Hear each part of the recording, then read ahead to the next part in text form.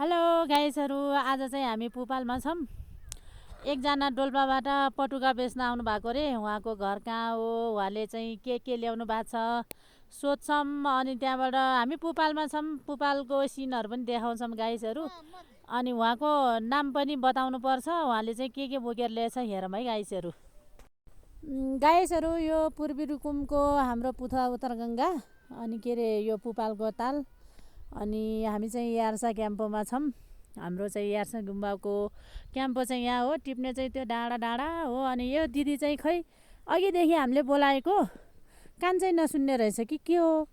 दिदी, अच्छा के हो, कहाँबाट आएको यो मान्छे? बोल्दा पनि बोल्दैन, के भएछ? दिदी बोल्दैन, के भएछ? कान्छी जा त, त्यो के बोकेर ल्याएछ, कहाँबाट आएको सोध है, राम्रोसँग सोध है। हातले सान गर्न आउँदैन? के ल्याएछ भन्न? कुम्लोमा पटुका ल्याएछु। हेरौँ भन्न।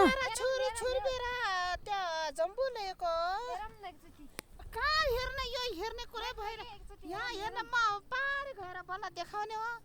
म देखाउने म हुँदैन, म जान्छु। मलाई चाहिँ जबरजस्ती नगर है बहिनीहरू। त कहाँ खाने चिहेर त यहाँ ढेर के मलाई ढेर के भनेको भन्न? के भनेको के पमाले तँ चिर दिँदैन के भनेको?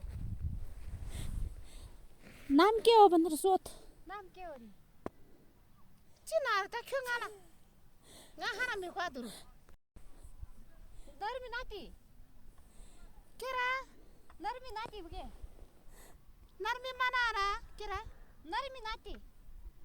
ए नाम के हो भनेको? नाम मेरो त छोटलमा हो।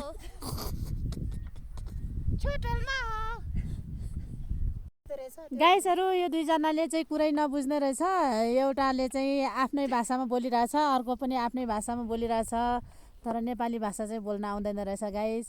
अनि यिनीहरू दुईजनाले चाहिँ के बोल्ने रहेछ सुन्नु होला है त।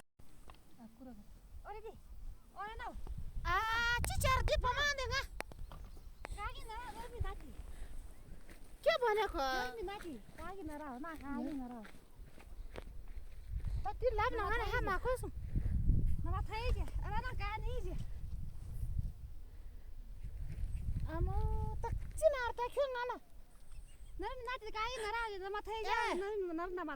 नाम के भनेको? नाम त आमाले बाबुले राखेको, अब म त बिर्सेछ। नाम छोटोलमा भन्ने जस्तो कुरा सुनेको। के हो सो छोटोलमा हो के भन्छ आमाले? म कुरा बुझ्दैन।